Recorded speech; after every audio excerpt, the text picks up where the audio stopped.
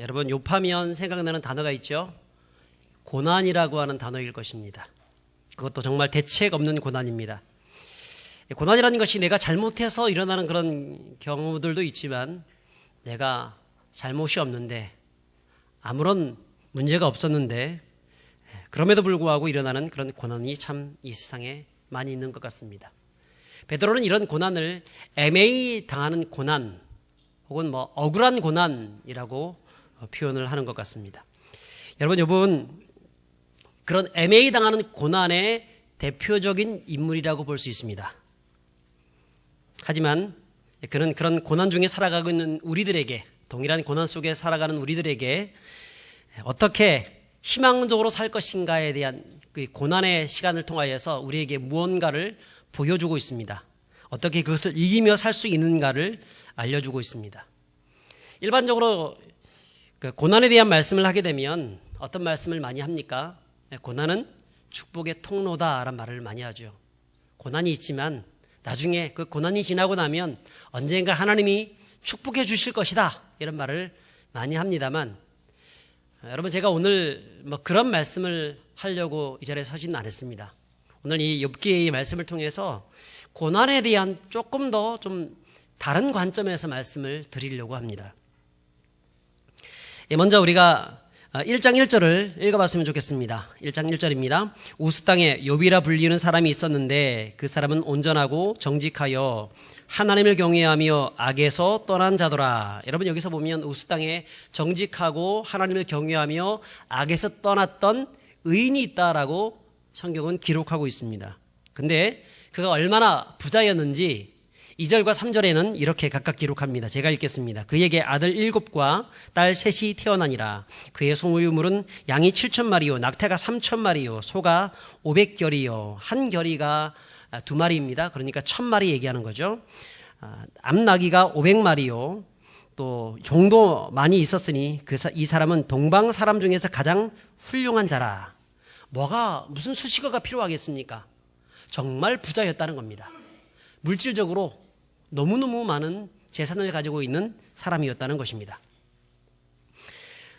또한 이 재산을 관리하기 위해서는 일꾼들이 필요한데, 여러분, 이 일꾼들이 단순히 싹쓸 주고 왔다 갔다 하는 그런 일꾼이 아니라 자기 집에서 키우고 자란 그런 일꾼들입니다. 종들입니다.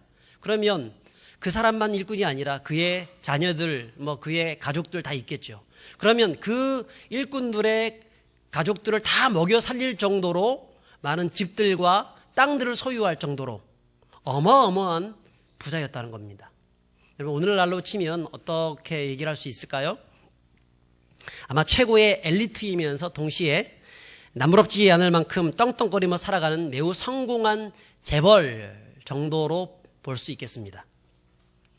자, 그뿐 아니라 이 사람이 얼마나 믿음이 좋은지 4절과 5절에는 어떻게 기록하고 있습니까? 자기 자식들이 생일이 되면 혹시나 그 생일날 하나님 앞에서 범죄했을까 싶어서 생일이 끝난 그 다음날 되면 자식들을 다 불러 모아서 너희가 혹시나 죄를 범치 않았느냐 하나하나 확인을 다 하고 난 다음에 하나님 앞에서 이 제사를 드렸습니다. 예배를 드렸습니다. 그만큼 신앙에 있어서도 똑부러지게 자녀들한테 신앙교육을 시켰던, 가정교육을 잘 시켰던 그런 가장이었다는 것입니다. 여러분, 여기까지 보게 되면 어떻습니까? 그의 인생 가운데 참 좋은 일만 가득하겠구나 하는 생각이 들겠죠. 더군다나 성경에는 이 사람을 향해서 3절에 보면 동방 사람 중에서 가장 훌륭한 사람이라고 얘기를 하고 있고, 5절에 보면 욥의 행위가 항상 이러하였더라, 항상 하나님 앞에서 바르게 살았다라고 말씀을 하고 있습니다. 이 정도쯤 되면 그의 인생이 탄탄대로처럼 풀린 것처럼 느낄 수 있을 것입니다. 자, 그런데 여러분, 어떻습니까? 항상 우리 인생이 그럴 수만 있으면 참 좋겠지만 그렇지 못하다는 것이 문제입니다. 잘 나가다가도 중간에 뭔가 가로막히는 것들이 생기고 문제가 생기고 고난이 닥쳐온다는 것입니다. 그것을 주장하는 그런 자가 있었는데 대표적인 자가 누구냐면 마귀입니다. 사탄 마귀. 마귀는 우리가 행복하게 살아가는 것을 가만 놔두지 않습니다. 우리가 하나님을 잘 섬기면서 신실한 믿음으로 살아가는 거 놔두지 않습니다. 어떻게 하든지 넘어지고 어떻게 하든지 회방 놓고 있습니다. 6절에 보면 그 마귀가 등장을 합니다. 6절을 보면 같이 읽어보겠습니다. 1장 6절입니다. 하루는 하나님의 아들들이 와서 여호와 앞에 섰고 사탄도 그들 가운데 온지라. 사탄이 등장합니다. 자, 그런데 그 사탄 앞에 하나님이 얼마나 욥을 자랑하는지, 네가 두루다니면서 내 종 욥을 유의하여 보았느냐, 그는 악에서 떠난 자다, 그가 얼마나 신실한지 유의하여 보았느냐 칭찬하고 있습니다. 그러자 사탄이 어떻게 말을 합니까? 하나님, 그가 까닭없이 하나님을 공경하겠습니까? 그에게 많은 소유물을 하나님이 주었기 때문에 그가 하나님을 믿고 공경하고 신뢰하는 것이 아니겠습니까? 그의 소유물을 뺏어보십시오. 그래도 공경하는지. 여러분, 여기서부터 이렇게 하나님을 충동질하는 거기서부터 고난의 제1라운드 매치가 시작되게 되었습니다. 하지만 그 1라운드의 승리는 욥에게로 돌아갑니다. 사탄은 하나님이 그 허락하심에 따라서 사탄은 곧바로 가서 이 욥을 핍박하기 시작하는데 14절에 보면 수바 사람들을 충동질해서 욥이 가지고 있는 그 소와 나귀를 다 빼앗습니다. 16절에 보면 하늘에서 불이 내려져 가지고 그들의 종들과 양을 한꺼번에 불살라 버리고 있습니다. 17절에 보면 갈대아 사람들을 일으켜 가지고 낙타를 빼앗아 가고 종들을 죽이고, 심지어는 19절에 보면 어떻게 하고 있습니까? 자녀들이 잔치를 하고 있을 그때에 이 맏아들의 그 집에서 같이 참 음식을 먹고 있을 그때에 대풍이 몰아쳐 가지고 주변에 있는 그 옆에 있는 그 기둥들을 다 치게 되니까 그 집이 무너지게 되면서 그 10명의 아들, 딸들이 한꺼번에 그날 몰살당하는 그런 일들이 벌어지고 말았다는 것입니다. 여러분, 이 정도쯤 되면 참 기가 막힌 일 아니겠습니까? 하나님을 원망할 법도 한데, 그런 20절부터 22절까지 보면 어떻게 고백을 하고 있느냐면, 내가 모태에서 알몸으로 나왔은즉 또한 알몸이 그리로 돌아가올지라. 주신 이도 여호와시요 취하신 이도 여호와시오니 여호와의 이름이 찬송을 받으실지니다라고 얘기를 하고 있습니다.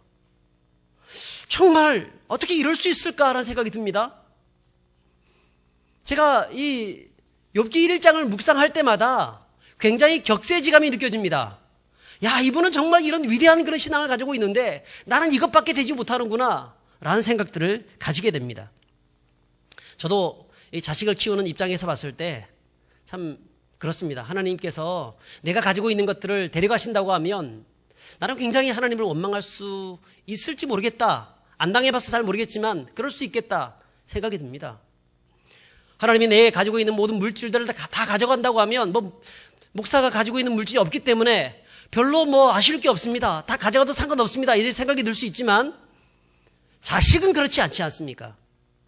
내 자식을 하나님이 만약에 불러가신다고 얘기하면 정말 가슴 아플 것입니다. 어떻게 하나님이 이럴 수 있습니까? 내가 가지고 있는 유일한 재산이라고는 그것밖에 없는데 어떻게 이것까지도 데려갈 수 있단 말입니까? 이렇게 얘기할 수 있을 것입니다. 여러분, 똑같지 않습니까? 여러분, 정말 평생 사랑하면서 길러왔던 내 자식이 나보다 먼저 가게 되면 정말 그 마음이 얼마나 크고 아프겠습니까? 우리 중에서도 먼저 자식을 떠나보낸 그런 분들도 계시지 않습니까? 참 그때 마음이 참 찢어지는 듯한 그런 아픔을 경험할 것이라고 생각합니다.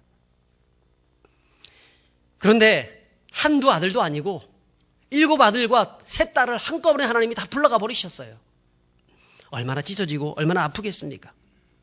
그럼에도 불구하고 그는 원망하지 않고 오히려 하나님을 찬송하고 있습니다. 어떻게 이럴 수 있을까? 어떻게 이럴 수 있을까? 저는 제 주변에 고난당하는 사람들을 참 볼 때마다 참 그런 마음이 듭니다. 참 마음이 아려지고 아파옵니다.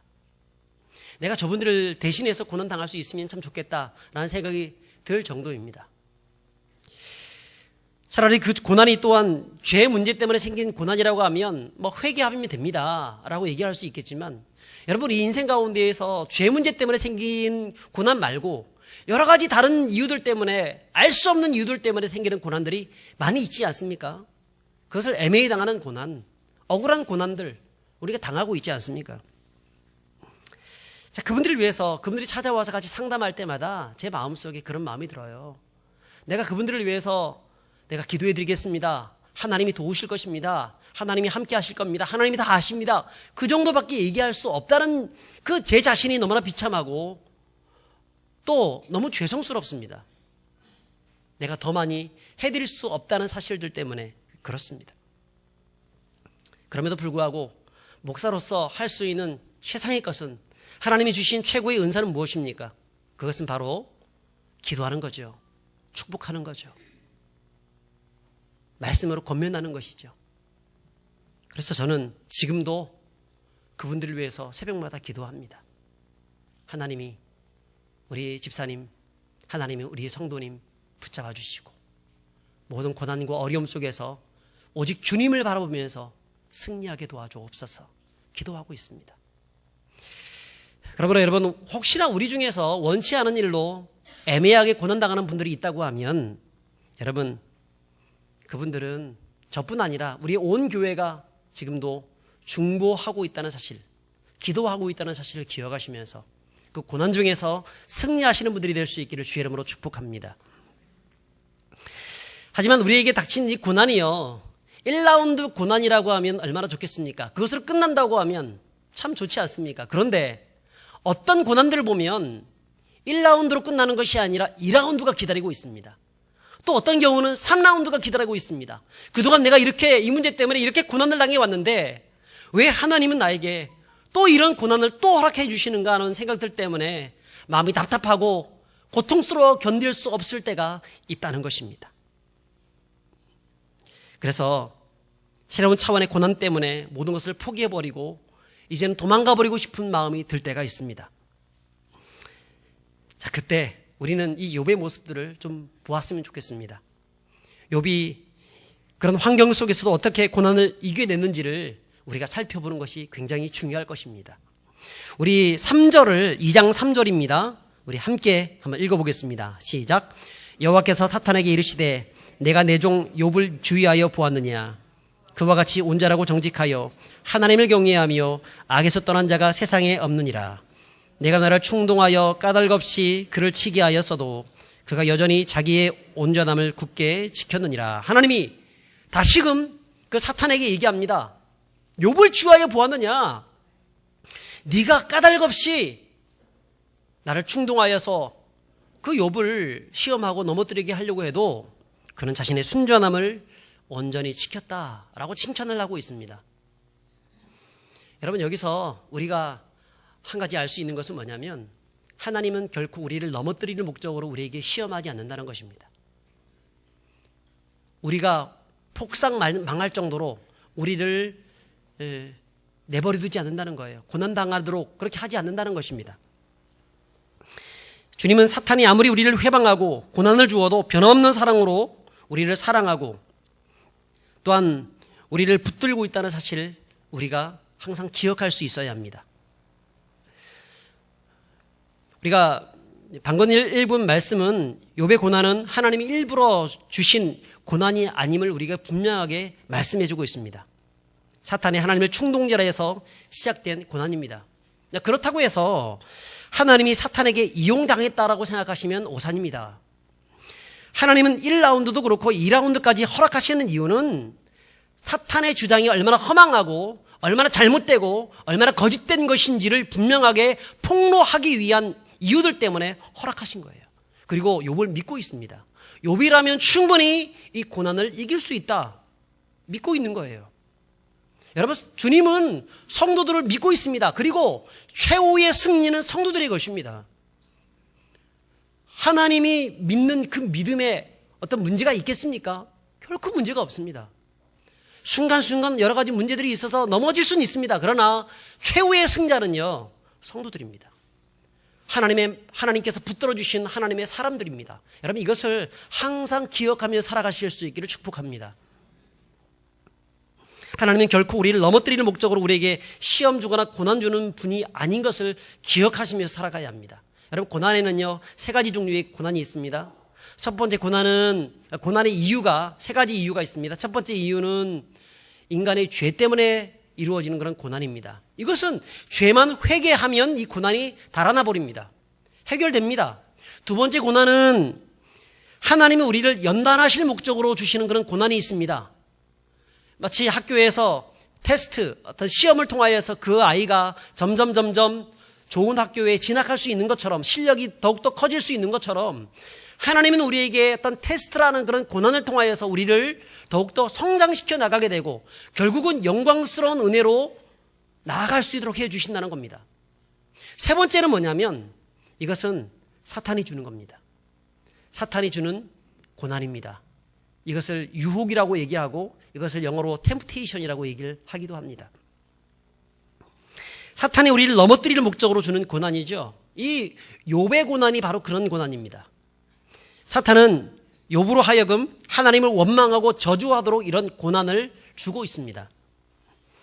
하지만 하나님은 어떻습니까? 비록 욥이 욥에게 그런 고난을 허락해 주고 있지만 욥은 그 고난을 충분히 이길 수 있는 믿음을 가지고 있고 마침내 승리함을 통하여서 사탄의 얼굴에 먹칠을 하고 사탄이 얼마나 잘못되어졌는지, 얼마나 문제가 있는지 나중에 폭로하길 원했다는 것입니다. 그러므로 여러분, 우리 인생 가운데 정말 이해할 수 없는 고난이 몰려올 때 우리는 하나님께 고난의 이유를 물으면서 기도할 수 있어야 합니다. 하나님, 왜 고난당하고 있습니까? 만약에 죄의 문제라고 하면 하나님께 회개해야 합니다. 만약에 하나님께서 우리에게 연단시키는 목적으로 우리에게 고난을 주시는 것이라고 하면 인내해야 합니다. 만약에 원수마귀가 우리를 넘어뜨릴 목적으로 고난을 주는 것이라고 하면 하나님의 말씀과 기도로 이겨내야 합니다. 승리할 수 있어야 합니다. 그러면 하나님께서 우리에게 주시는 놀라우신 은혜를 경험하게 될 것을 믿습니다. 다시 또 본문을 보시면 하나님은 이번에도 사탄이 욥을 치도록 허락하고 있습니다. 우리 7절에 보시면 본격적으로 2라운드 고난이 시작되는데 17절 같이 읽어보겠습니다. 시작. 사탄이 이에 여호와 앞에서 물러가서 욥을 쳐서 그의 발바닥에서 정수리까지 종기가 나게 한지라. 여러분, 여기서 이 종기는 terrible boils라고 되어 있습니다. 근데 이것은 심각한 정도의 어떤 종기. 그러니까 학자들은 이것을 온몸에 발병하는 상피병의 일종으로 보고 있습니다. 기와로 긁을 정도, 오늘 7, 8절에 보니까 질그릇 조각으로 긁었다라고 얘기하는데 그 정도쯤 된 거 보니까 아마 상당한 수준의 고름과 진물이 범벅이 된 피부병의 일종이라고 볼 수 있을 것입니다. 근데 지금으로부터 이 사건은 4,000년 전의 사건입니다. 그렇다면 어떻습니까? 4,000년 전의 사건, 그때 당시 의학기술이 별로 발달되어 있지 못하는 그런 상황 속에서 이 정도의 진물을 나고 이 정도의 병이 걸렸다고 하면 이것은 오늘날로 친다면 거의 피부암 사기 정도 되는 그 정도의 상태였다고 볼 수 있을 것입니다. 그러니까 얼마나 절망스럽겠습니까? 이런 병에 걸리면 나을 수 없다는 생각들 때문에 더욱더 절망스러웠을지 모르겠습니다. 그뿐 아니라 그를 더욱더 힘들게 만들었던 것은 뭐냐면 아무리 고난이 와도 여러분 그 고난과 함께 동행하며 그 고난 속에서 위로해주며 옆에 친구가 되어줄 수 있는 한 사람, 두 사람, 그런 사람이 있다고 하면 그래도 고난이 온다 할지라도 견딜 수 있지 않겠습니까? 근데 고난을 얘기해주면서 그것을 들어주는 사람이 있다고 하면, 그런데 어떻습니까? 검은 머리가 팥뿌리가 되도록 내 평생 당신과 함께 평생을 살겠습니다라고 이렇게 얘기하며 언약하여서 결혼했던 그 아내조차 뭐라고 얘기하고 있습니까? 고난 당하고 있는 그 욥을 향하여서 9절에 뭐라고 하고 있습니까? 9절 같이 읽습니다. 시작. 그의 아내가 그에게 이르되 당신이 그래도 자기의 온전함을 굳게 지키느냐? 하나님을 욕하고 죽으라. 무슨 말입니까? 하나님을 욕하고 죽으라고 얘기하고 있습니다. 고난 당한 것도 서러운데, 아픈 것도 서러운데, 그 기와장을 가지고 몸을 박박 긁으면서 그 고난을 참고 견뎌내고 있는데, 그래도 한마디라도 좋은 말을 해주면서 그래도 참고 견디셔야죠, 힘을 내셔야죠, 이렇게 얘기해도 모자랄 판인데 하나님을 욕하고 죽으라 이렇게 얘기하고 있습니다. 억장이 문을 노르시죠. 지금 정말 고통스러웠을 것입니다. 여러분도 그래도 참 감사하시기 바랍니다. 우리의 아내가 나한테 그렇게 하지 않는다는 거, 우리 마누라가 내가 힘들고 어려울 때 날 버리지 않고 끝까지 참아준다는 거 감사하십시오. 지난 주 중에 제가 그 위임식 때 우리 동기 목사님이 위임이 있어서 참석을 했습니다.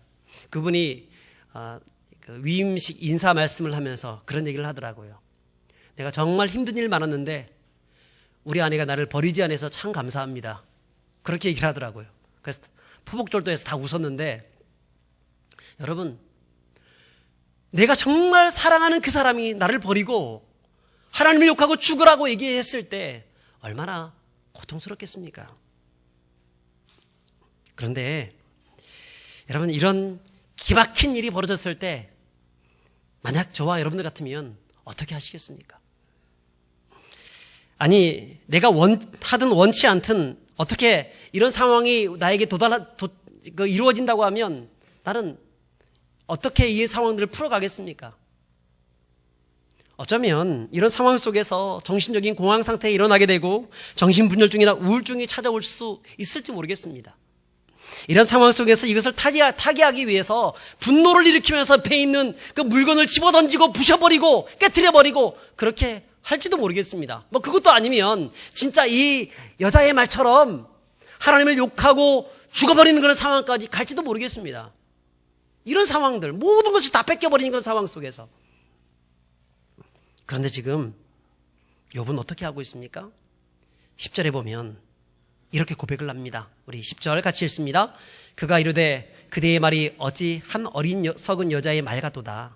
우리가 하나님께 복을 받았은즉 화도 받지 아니하겠느냐 하고 이 모든 일에 욥이 입술로 범죄하지 아니하니라.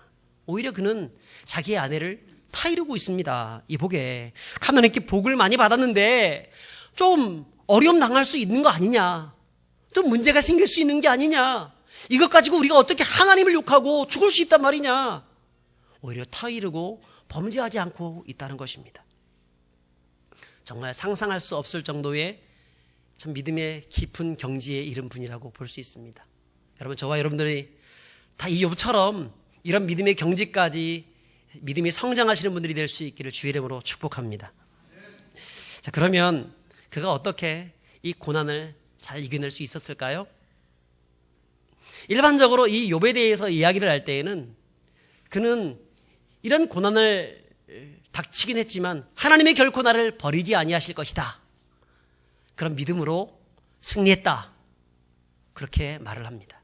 그래서 그 믿음으로 승리했던 그 결과가 나중에는 엄청난 2배로 축복받는 그런 일들이 있었다. 그러므로 우리는 하나님을 향한 믿음을 결코 버리지 말고 하나님을 바라보고 나가면 하나님이 그 고난을 지나고 난 다음에 하나님이 엄청난 복을 주실 것이다, 이런 말들을 합니다. 근데 제가 말씀 초반에 그런 개념이 아니라, 그런 관점이 아니라 다른 관점으로 말씀을 전한다고 했습니다.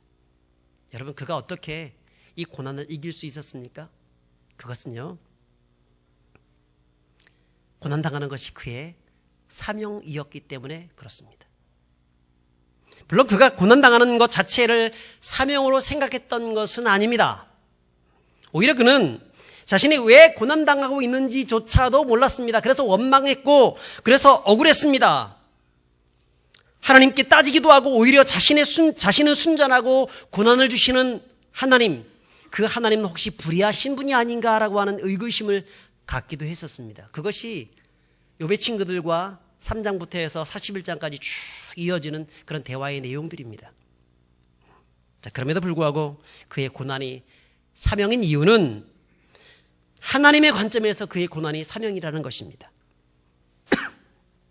하나님이 그의 고난을 통하여서 지금 저와 여러분들에게, 그리고 온 인류 역사의 모든 사람들을 향하여서 고난당하는 자가 어떻게 살아가야 하는지, 고난은 당하는 자가 어떻게 승리할 수 있는지를 그의 고난을 통해서 표상으로 보여주고 있다는 거예요. 그래서 그의 고난은 사명인 겁니다. 여러분, 욥이라는 이름은 나의 하나님은 어디 계신가? 라는 뜻을 가지고 있습니다. 그런데 여기는 또 다른 뜻도 있습니다. 핍박당하는 자라는 뜻을 가지고 있습니다. 이 두 가지 뜻은 서로 다른 뜻인 것처럼 보이지만 사실은 같은 뜻입니다. 내가 핍박당할 때, 내가 어려움 당할 때 하나님은 어디 계신가? 의인이 고통을 당할 때 하나님은 어디 계신가? 그런 뜻이 있다는 거예요. 욥이 정말 힘들었던 것은 뭡니까? 내가 이렇게 힘들고 고통할 때 하나님의 섭리가 무엇인지를 모르고 그 고통을 겪고 있다는 것이 힘들었습니다. 그냥 기왓장 가지고 자기의 그 피부병 그것을 긁어내는 것, 그게 힘든 게 아니었습니다. 하나님이 어디 계신가?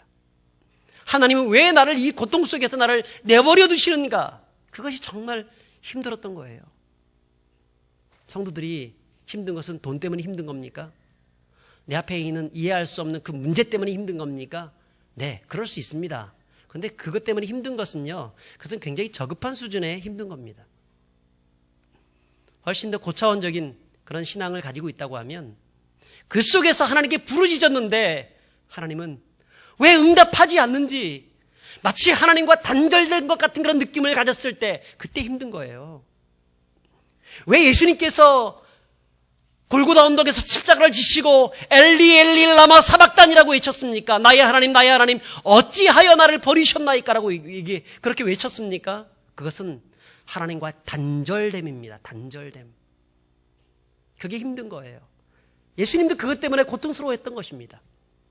예수님이 겟세마네 동산에서 정말 내가 이 잔을 마셔야 합니까? 이 잔을 내게서 옮기시옵소서라고 얘기를 합니다. 그거 왜 그렇습니까? 단절될 것을 알았기 때문에 그런 거예요.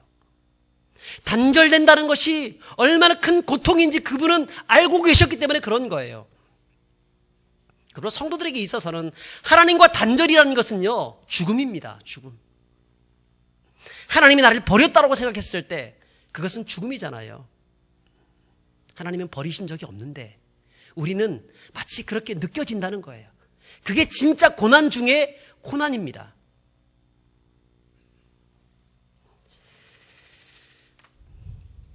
여러분, 사람들이 고난에 대해서 오해하는 것이 있습니다. 아니, 하나님에 대해서 오해하는 것이 있습니다. 자꾸 사람들은 어떤 하나님으로 하나님을 규정해버리냐면 하나님을 자신이 생각하는 어떤 보상 개념 속에서 하나님을 가두어 버리길 좋아합니다. 하나님을 자신의 어떤 논리에다가 가두려고 하는 경향이 있습니다. 하나님을 사랑하고 하나님을 의지하는 자, 하나님의 뜻대로 살아가는 자, 그런 사람들에게는 모든 것이 합력하여 선을 이룬다고 했지 않느냐. 잘 돼야지, 잘 돼야지. 문제가 없어야지. 만사 형통해야지. 하나님이 보상해주고 복을 주시고 그렇게 해야지. 그게 맞는 것이지. 내 인생 가운데 이런 일이 생겨야 되는가? 하나님은 반드시 이렇게 해야 돼 라고 하는 자기 나름대로의 보상 어떤 개념 속에서 하나님을 가두어 버려요. 그게 문제입니다. 심지어 우리 예수 믿는 사람들까지도 그렇게 하는 경향들이 많이 있습니다. 그래서 하나님께서는 욥의 고난을 통해서 우리에게 가르치고 있는 것입니다. 무엇을요? 아무리 억적 같은 고난이 온다 할지라도 인간은 결코 하나님이 행하시는 일을 알 수 없다는 거예요. 알 수 없다는 것입니다. 그럼에도 불구하고 너희들은 끝까지 하나님을 신뢰해야 된다는 것, 이것을 이 욥의 고난을 통하여서 가르치고 있는 겁니다. 그러므로 욥은 마땅히 이런 고난을 당해야 되는 겁니다. 우리들을 위해서, 후세대들을 위해서. 그래서 그의 고난은 사명인 것입니다. 나중에 욥기 42장 3절에 보면 이런 고백을 합니다. 욥기는 전체 42장으로 되어 있습니다. 1장부터 2장까지 어떻게 시작이 됐는지, 고난이 시작됐는지에 대해서 얘기하고 있고 3장부터 41장까지는 세 친구의 어떤 대화, 그 다음에 엘리후라고 하는 또 한 친구의 대화, 그리고 하나님의 변론, 이런 것들이 쭉 이루어져 있습니다. 그리고 42장 마지막 결론장을 맞이하는데 그때 욥은 42장 3절에 이런 고백을 합니다. 제가 읽어보겠습니다.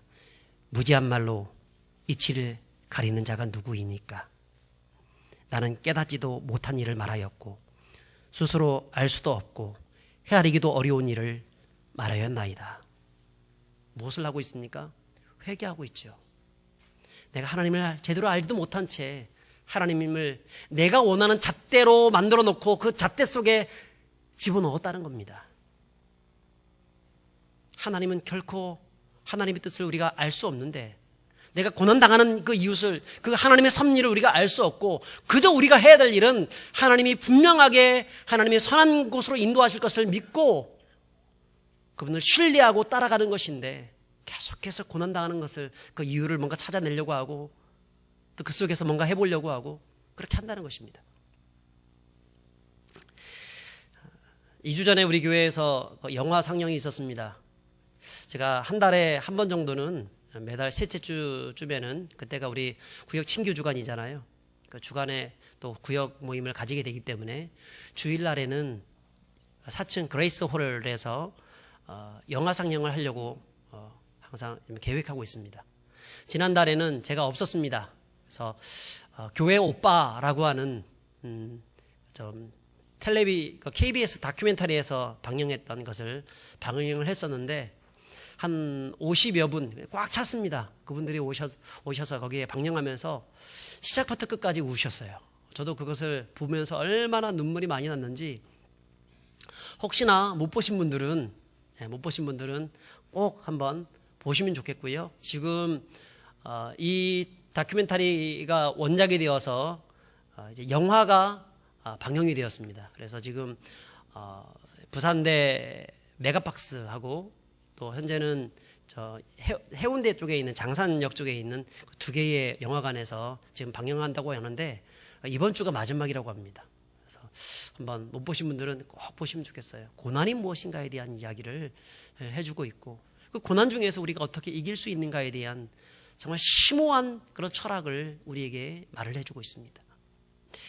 저는 우리 교육자들과 제가 그 다큐멘터리도 같이 못 봤고 그랬기 때문에 한번 이것을 보려고 교육자들과 같이 보러 갔습니다. 시작부터 마지막까지 안 울려고 그렇게 했는데도 계속해서 눈물이 나더라고요. 이 이야기는 이미 천국 가신 이관희 집사님과 여전히 힘든 삶을 살고 있는 오은주 집사님의 실제 이야기입니다. 두 사람이 결혼해서 참 다복한 가정을 이루어서 딸이 태어나게 되었는데, 태어나자마자 참 청천벽력 같은 이야기가 들려지게 되었습니다. 그것은 자신의 남편 이관희 집사가 대장암 4기라는 진단을 받았다는 겁니다. 처음에는 뭐 병원에서 한 2, 3기쯤 될 것이라고 생각해가지고 갔는데, 나중에 칼을 대보니까 온 몸에 그 암덩어리가 다 번져 있는 것입니다. 전이가 돼 있는 거예요. 그 진단을 받고 난 다음에 참 충격적인 시간들이 있었는데, 근데 그 소식을 듣고 그의 어머니가 충격받고 또 돌아가셨어요. 그리고 남편의 항암 치료가 종료된 지 일주일도 채 안 된 상태에서 그의 아내인 오은주 집사가 혈액암 4기 진단을 또 받습니다. 어떻게 이런 일이 일어날 수 있을까? 그 아기만 생각하면 너무너무 그냥 가슴이 막 미어지는 것 같더라고요. 저 아이는 어떻게 돼야 되나? 누가 키우나? 하는 생각들을 가지면서 정말 소설에 있을 법한 이야기가 그의 가정에 한꺼번에 나타나게 된 겁니다. 자, 그런 상황 속에서 그들이 참 그 고난을 이겨가는 과정이 얼마나 아름다운지, 실제로 하나도 꾸밈 없이 그대로 이 어떤 영화를 통해서, 방송을 통해서 그대로 전달되어지는데, 그 진정성 있는 이야기가 우리의 가슴을 막 치는 것입니다. 그 모든 과정 속에서도 한순간도 하나님을 향한 신뢰를 잃어버리지 아니하고 숭고한 믿음으로 그 믿음을 지켰던 그 두 분, 결국은 나중에는 이관희 집사님이 이 세상을 떠나게 됩니다. 하나님의 부르심을 받습니다만, 저는 그 눈물을 보면서, 그 영화를 보면서 정말 많이 눈물을 흘렸습니다. 그러면서도 제 마음속에 깊이 박혔던 두 분의 대화가 있었는데요. 지금 이 대화는 다큐멘터리에는 나와 있지 않는 대화입니다. 영화에만 나와 있는 그 후속 이야기인데, 이관희 집사님이 마지막 병상에서 죽기 직전에 이 몸은 이 암으로 인해서 삐쩍 말라버렸습니다. 배에는 크게 복수가 차 올라왔고, 자, 그런 상황 속에서 이관희 집사님이 자기 아내에게 그런 얘기를 합니다. 매일 하나님 나를 불쌍히 여겨달라고, 나의 죄를 불쌍히 여겨달라고, 이 환난 속에서 나를 구원해달라고 그렇게 기도하는데 하나님 내게 응답하지 않으셔. 그게 더 무서워. 하나님께서 내 기도를 듣지 않는다는 생각들 때문에.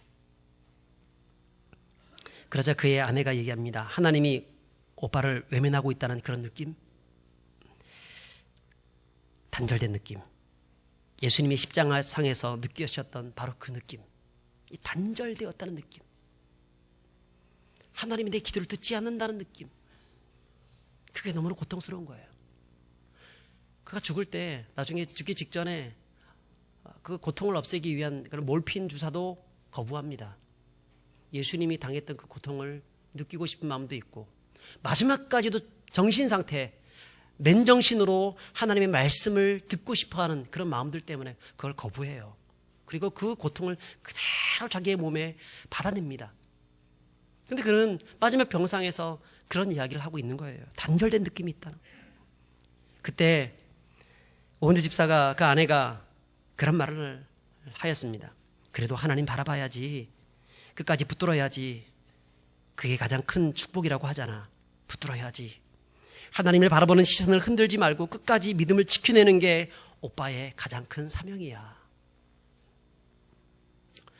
제가 이렇게 얘기를 하고 있지만 그 상황은요, 굉장히 처절한 상황입니다. 영상으로 볼 때 정말 그 말을 할 때 참 눈물이 앞을 가리는 그런 시간들이었습니다.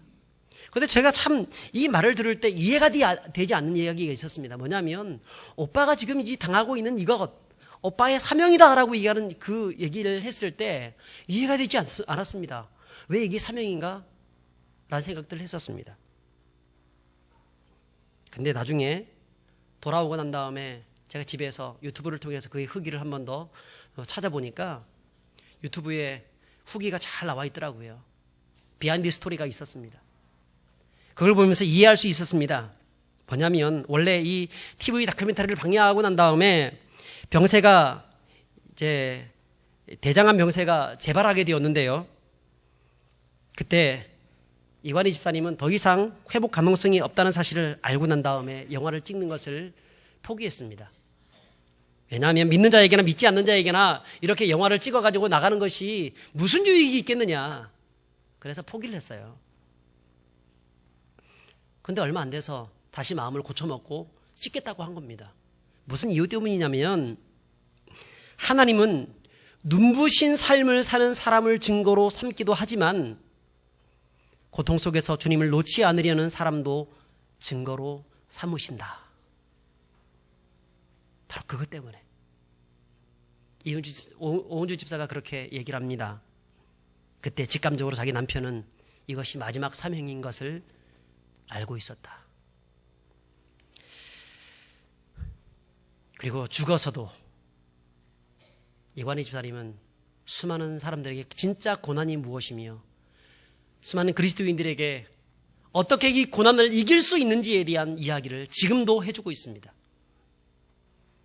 예수 그리스도의 그 고난 당하심을 자신의 몸을 통하여서 보여줌을 통하여서, 여러분, 우리 인생 가운데 고난 중에 있을 때에 그 고난을 어떻게 승리할 수 있는지, 어떻게 고난을 이겨야 하는지에 대한 이야기를 자신의 삶의 전 인생을 통하여서 드라마틱하게 보여주고 있다는 것입니다. 여러분, 그렇습니다. 우리의 고난은 이해할 수 없는 고난들이 많이 있습니다. 하지만 하나님은 우리의 고난을 통해서 그분의 뜻이 이루어지기를 원하십니다. 욥을 통해서 인류 역사 속에서 고난의 신부를 알게 하시기 위해서 욥을 고난의 자리로 인도하셨고, 또 예수님도 고난을 통해서 고난을 당하는 자에게 십자가는 고난이 아니라 영광이라는 사실을 가르쳐주고 있다는 것입니다. 그러므로 여러분, 우리 인생 가운데 여러 가지 고난 당할 수 있습니다. 그 고난은 결국 하나님께로 더욱더 가까이 가는 그런 길이고, 또 그 고난을 통하여서 우리는 무엇을 알 수 있습니까? 하나님의 뜻, 하나님의 사명을 알아갈 수 있는 것입니다. 여러분, 지금 고난 당하십니까? 애미 고난 당하십니까? 문제가 있으십니까? 그 고난이 이 세상에서 끝나지 않고, 여러분, 내가 죽을 때까지 그 고난이 계속될 수도 있습니다. 정말 우리가 사람들이 얘기하는 것처럼 고난이 끝나고 난다면 어떤 영광이, 이 세상에서 영광이 있을 것이다. 영광이 없을 수도 있습니다. 그러나 여러분, 하나님이 기억하십니다. 하나님은 여러분의 그 고난과 아픔들을 알아가십니다. 여러분, 그것을 통해서 우리는 더욱더 무엇을 알 수 있냐면 예수 그리스도의 그 고난의 신비를 깨달아 알게 되는 것입니다. 여러분, 이것은 고난의 신비입니다. 성경이 얘기하고 있는 놀라운 이야기입니다. 성도는 이 땅에서 내가 고난 당하고 난다면 큰 복을 받겠지, 여러분, 그런 수준에서 신앙생활을 해서는 안 되는 것입니다. 물론 이 고난이 지나고 나면 하나님께서 언젠가 보상해 주리라는 사실을 우리가 알고 있습니다. 믿고 있습니다. 그것 때문에 우리는 고난을 이길 수 있습니다. 그럼에도 불구하고 고난이 끝나고 난 다음에 이 고난이 이 세상에서 결코 끝나지 않고 죽는 경우도 있지 않습니까? 사도 바울도 그렇고 예수님도 그렇고 수많은 믿음의 선배들이 그렇게 삶을 살지 않았습니까? 그럼에도 불구하고 그들은 기꺼이 고난을 기뻐할 수 있는 이유가 무엇이었습니까? 그것은 고난이 지나고 난 다음에 영광스러운 그분의 나라에서 그분이 허락해 주실 그 축복 가운데 거한다는 사실을 믿었기 때문에 그런 것입니다. 그러므로 여러분, 고난 중에 기뻐하십시오. 고난 중에 감사하실 수 있길 바랍니다. 우리 인생 가운데 여러 가지 고난 다 있다 할지라도 이것 또한 지나가리라. 그리고 주님의 품에 안길 그날 주님의 품 안에서 영생 복락을 누리게 될 것이다. 이런 고백들이 여러분들의 삶 가운데 있어질 수 있기를 축복합니다. 여러분, 한 가지만 이야기 한번 드리고 마치도록 하겠습니다. 전쟁에서 승리한 다윗이 승리의 기쁨을 오랫동안 간직할 수 있는 반지를 만들어 달라고 했습니다. 보석 세공인을 불러서 명령을 내렸습니다. 반지를 만들 때 큰 승리를 억제할 수 없는 이 승리를 조절할 수 있는 그런 글귀를 거기에 세워 넣어라. 그랬더니 무슨 글귀를 세워 넣어야 될지 잘 모르겠는 거예요. 그래서 이 문제를 그의 아들인 솔로몬에게 가지고 갔습니다. 어떻게 하면 좋겠습니까? 그랬더니 솔로몬이 그렇게 말을 했다는 겁니다. 반지에 적으십시오. 이 또한 지나가리라. 탈무드보다 더 오래된 미드라시라고 하는 그런 이야기를 근거로 이 이야기를 근거로 해서 렌터 윌슨 스미스라는 사람이 이런 글을 남겼습니다. 거대한 슬픔이 노도의 강처럼 평화를 파괴하는 힘으로 그대의 삶으로 쳐들어오고 소중한 것들이 눈앞에서 영원히 사라져갈 때 매 힘든 순간마다 그대의 마음에 말하라. 이것 또한 지나가리라. 끊임없이 근심이 즐거운 노래를 들리지 않게 하고 피곤에 지쳐 기도조차 할 수 없을 때 이 진실의 말이 당신의 마음의 슬픔을 줄여주고 힘든 나날의 무거운 짐의 무게를 가볍게 하도록 하라. 이것 또한 지나가리라.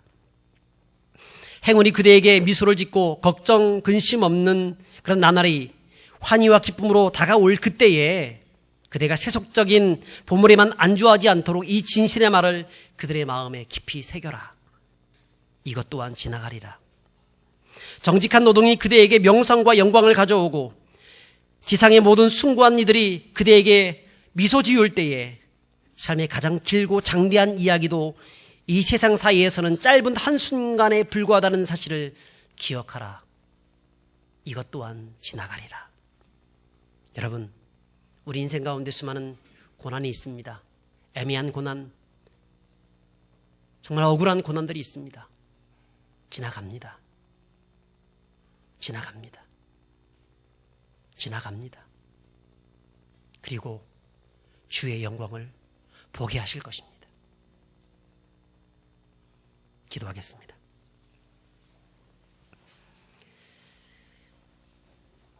하나님 아버지,